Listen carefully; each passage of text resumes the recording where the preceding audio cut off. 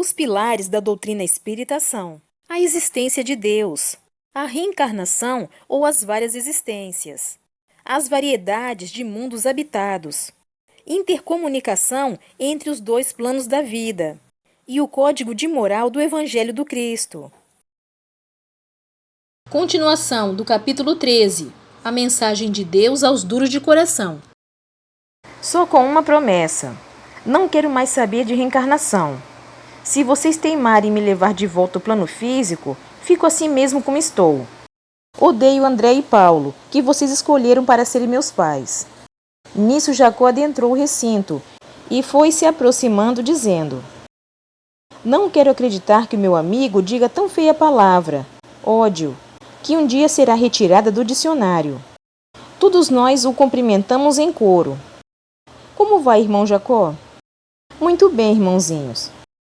Só não estou melhor porque o meu amigo Gustavo está alimentando ódio em seu coração.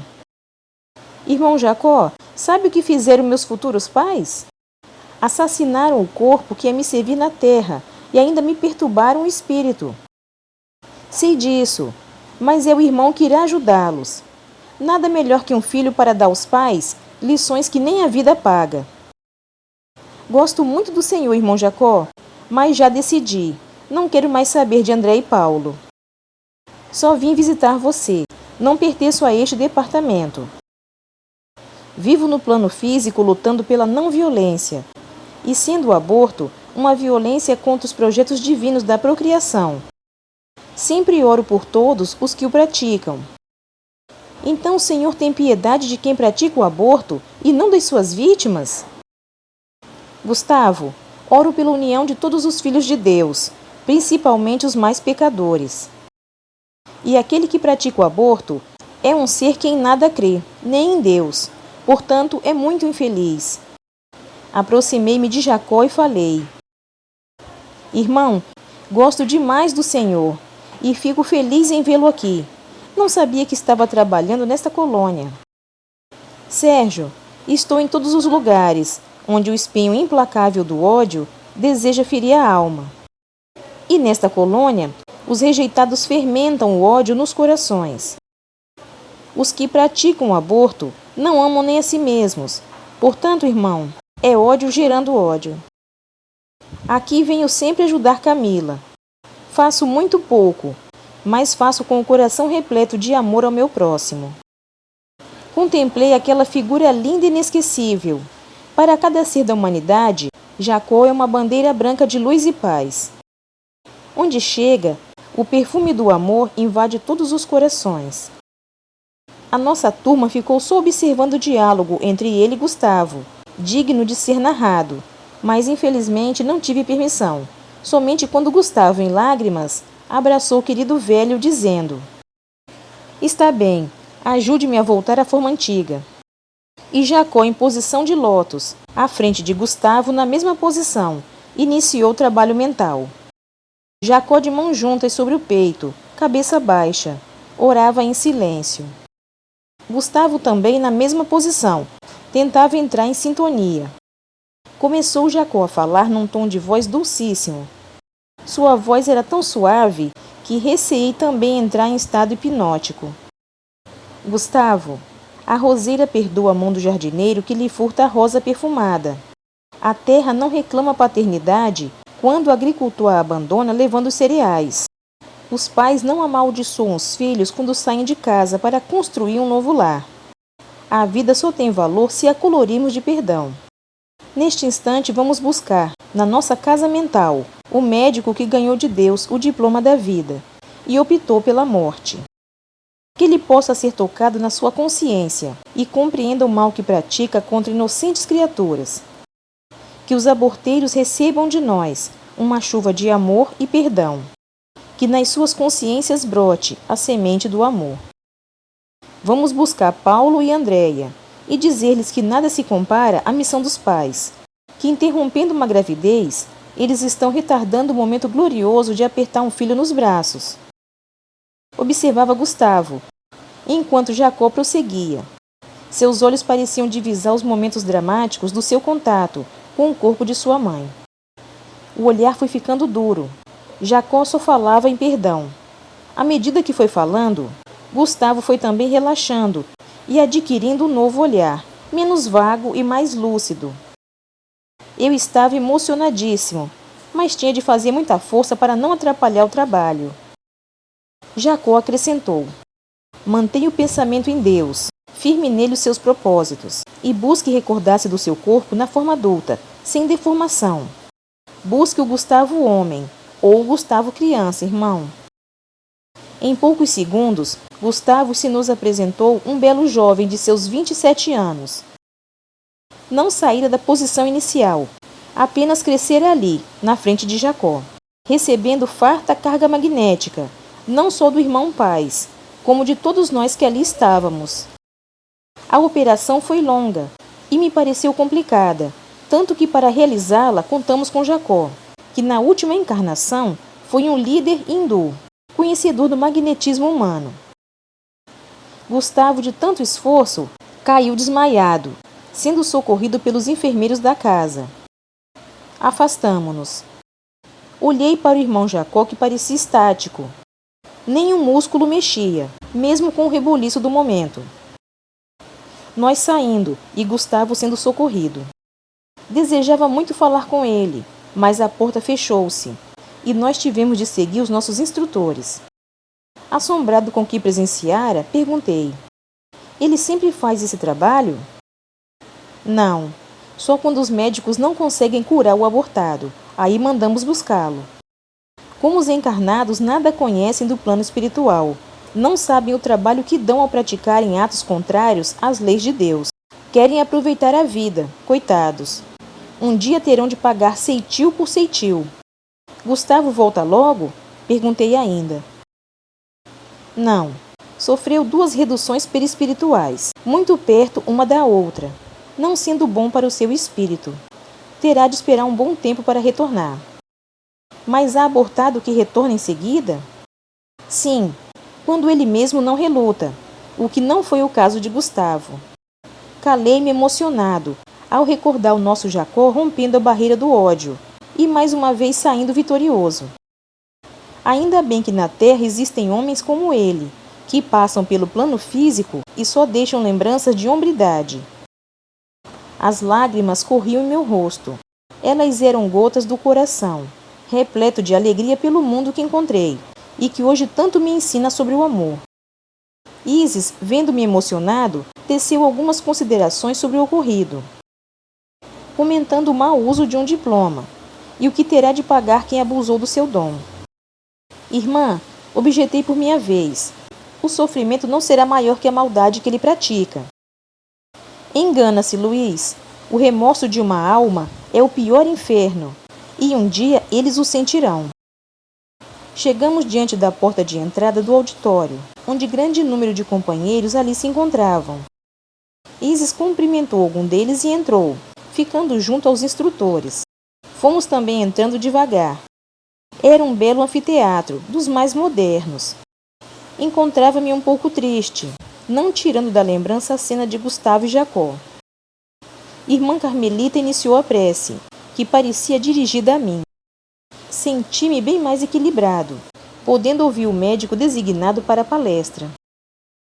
Irmãos, nobres instituições prestam serviço aos necessitados, aos tristes, aos sofridos, mas precisamos dos encarnados para trazermos o doente até as colônias de socorro, sendo este o motivo de organizarmos equipes para atuarem junto aos grupos espíritas, levando os recém-desencarnados, a fim de serem encaminhados ao devido tratamento.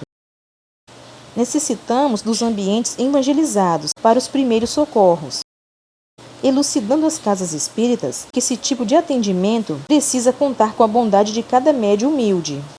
Poderemos não buscar a participação deles, mas os desencarnados por acidente ou outra maneira violenta pedem trabalhos especializados dos médiuns encarnados.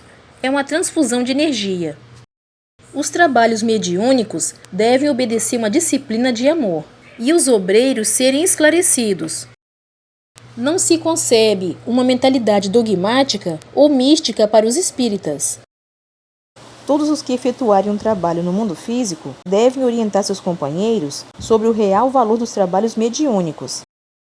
E estes, no momento, precisam ser de ajuda aos recém-desencarnados. O homem está desencarnando mal, sendo esta a causa dos nossos cursos. Ele parou, para logo depois continuar.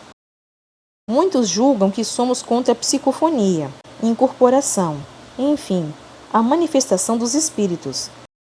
Não é isso não. O que os departamentos de socorro pedem às casas espíritas é auxílio aos recém-desencarnados. Quanto aos grupos mediúnicos, onde o estudo da mediunidade se efetua, jamais irão terminar. Fiquei quietinho na minha cadeira, louco para fazer perguntas, mas ele continuou. As caravanas de socorro descem a crosta a todo momento e esperam que cada casa espírita crie pelo menos um grupo de socorro, para se tornar um hospital de Deus.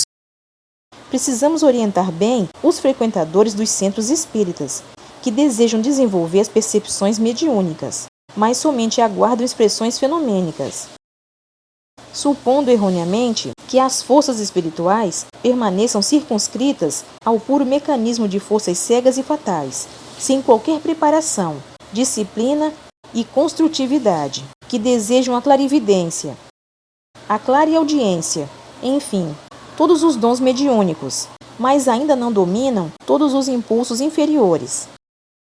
Por isso o caminho da mediunidade é longo e requer do caminhante muitas renúncias e muito aprendizado. Se no plano físico temos de respeitar leis que traçam linhas de controle aos incapazes, por que no plano espiritual estaria à mercê de criaturas sem preparo? Para que o homem não caia no ridículo, a casa espírita precisa orientá-lo na verdade kardeciana. Caso contrário, não teremos médiuns com Jesus, e sim mediunismo. O estudo da doutrina evangeliza o homem, e este, à medida que se aprofunda na vida do Cristo, vai procurando mudar, matar o homem materialista e tornando-se um verdadeiro espírita. Porque se desejarmos apenas o fenômeno, ele nada vai acrescentar de útil à nossa evolução. O desenvolvimento desequilibrado dos fenômenos pode ser tão destruidor para o espírito como o tóxico que mata os centros da vida física. Nada melhor do que caminhar em terreno conhecido. Para que isso aconteça, não vamos correr atrás da mediunidade. Ela é fato natural, é uma expressão do espírito imortal. Mas exercê-la com Jesus requer que tenhamos condições sadias, que tudo façamos para nos melhorar, deixando os planos inferiores da vaidade, da avareza, do ódio e etc., buscando a reforma íntima para que o céu brilhe em nossa alma. Essa é a razão de lutarmos pelos grupos de socorro, onde o estudo e a ajuda aos desencarnados vai pouco a pouco mudando o comportamento do homem. Colocar um médium iniciante em contato com a espiritualidade inferior é falta de respeito aos dois. O encarnado necessita ser doutrinado para doutrinar. O melhor é colocá-lo junto aos recém-desencarnados, para que tenha condição de ajudar e ser ajudado. E este método não provoca o desenvolvimento prematuro. Ele aprimora os sentimentos, equilibra e abre a porta dos novos conhecimentos. Não queira um médium iniciante transformar o próximo. Ele primeiro terá de se transformar em um operário de Jesus, afastando de si o egoísmo e a vaidade. Um bom espírita deve afastar o verbalismo sem obras e lutar pela reforma íntima, vivendo em Cristo na paciência, na renúncia de cada dia, na prática da caridade, no perdão às ofensas. Ninguém serve de imediato com a alma repleta de egoísmo, principalmente se deseja tornar-se médium com Jesus. Os espíritos superiores não podem manifestar-se por um aparelho repleto de defeitos, que são as imperfeições dos médiuns. Todos devem buscar uma casa espírita, quando pressentem possuir dons mediúnicos, que precisam ser educados. Sozinhos nos lares, os médiuns são mais facilmente iludidos. E depois, só convivendo em comunidade, somos testados na paciência e na perseverança. E saberemos o quanto ainda somos imperfeitos. Devemos conscientizarmos de que os fenômenos são fenômenos, mas o espírito é tudo e precisa ser respeitado. Todos somos médiuns, mas pouquíssimos os escolhidos para tarefas missionárias. e, num gesto expressivo, acentuou: os espíritos que trabalham na crosta devem esforçar-se para levar aos encarnados as verdades divinas. Graças à doutrina espírita, tudo se torna mais fácil. Ela ensina o homem a não praticar os atos contrários às leis de Deus. Por isso, seus operários, os espíritas, precisam saber distinguir o doente espiritual do obsessor cruel. Precisamos de muita atenção, prudência e carinho. É fácil diferenciar um do outro. O doente perispiritual não é mau, é somente sofredor. O obsessor está ligado ao obsediado, às vezes por anos e anos a fio, e para separá-los, necessitamos de muito amor e conhecimento. É uma cura demorada, porque, em geral, quase todos os casos de obsessão que ocorrem no plano físico constituem problemas dolorosos e difíceis de serem curados. É esta a causa de merecer da casa espírita uma assistência fraterna e paciente, porque a obsessão não se trata somente em uma sessão mediúnica. Leva tempo para conseguirmos separar sem violentar e ainda mais evangelizar o obsessor e o obsediado. Não sendo assim, é como dor de dente. Se não tratar o dente, a dor volta. É um trabalho de amor a ser realizado, em clima de perseverança serena, equilibrada, de modo que o tempo não conte. Em trabalho de desobsessão na doutrina espírita, não existe milagre de transformações repentinas. O grupo recebe uma terra repleta de detritos e com paciência vai trabalhando até o momento do plantio. Tarefa difícil, mas dignos são os seus trabalhadores. Futuramente, todos os centros espíritas terão somente um dia da semana para o tratamento da desobsessão. Em grupos mediúnicos, ficarão somente os atendimentos espirituais aos recém-desencarnados ou alguns doentes espirituais, como ovoides, abortados e suicidas. Desejamos a todos muito equilíbrio no trabalho que realizarão no plano físico e que cada um recorde que feliz é aquele que ouve o chamado do Pai, levanta e anda em direção aos que precisam. Que Deus nos abençoe e que Jesus esteja ao nosso lado em todos os momentos, principalmente nas horas mais difíceis. João Nascimento. Obrigada pela sua companhia. Fique com Deus e até o próximo vídeo.